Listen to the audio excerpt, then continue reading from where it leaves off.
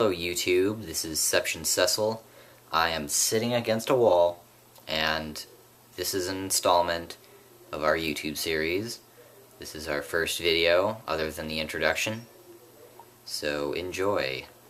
We'll be talking about assumptions based on a theistic faith and the evidence required for assumptions, and we'll be talking about the assumptions themselves.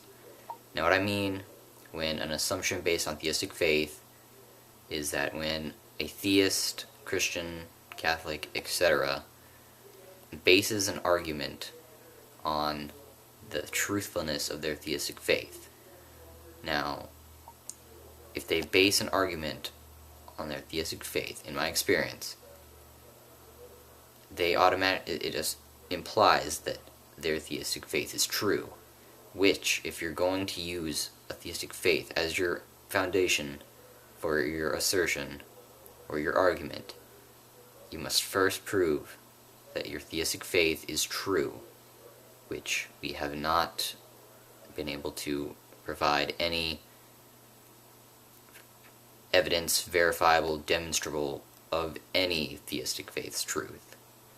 So using an assumption based on theistic faith of your theistic faith's truthfulness is illogical and unreliable, because when a logical argument is rooted in a foundation on this assumption, the assumption itself must be proven true, which, if you directly point at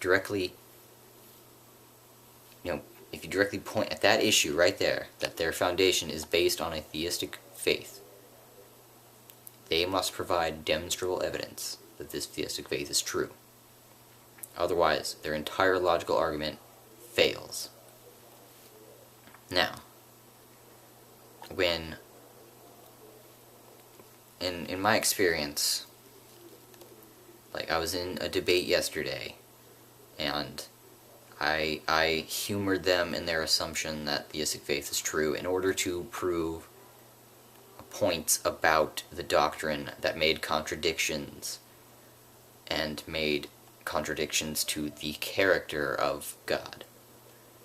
Now, to assume for the argument that their theistic faith is true, it's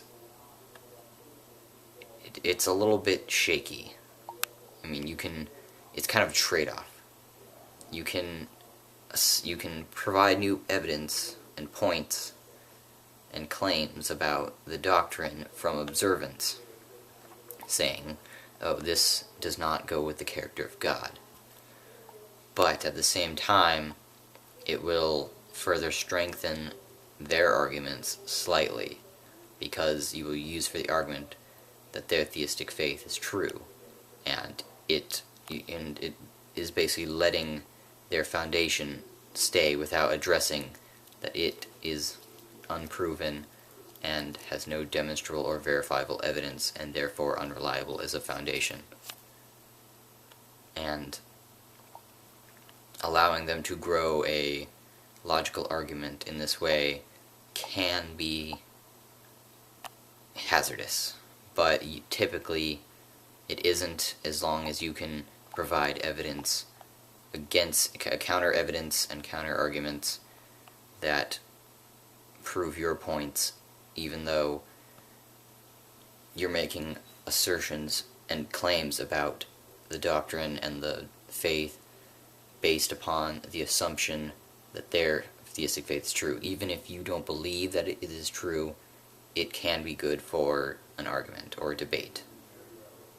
But it is also important to make them recognize that they need demonstrable, proven, verifiable evidence that their foundation is true. Anyway, my name is CeptionCecil, and this has been my discussion. Feel free to leave comments and subscribe, and see you next time.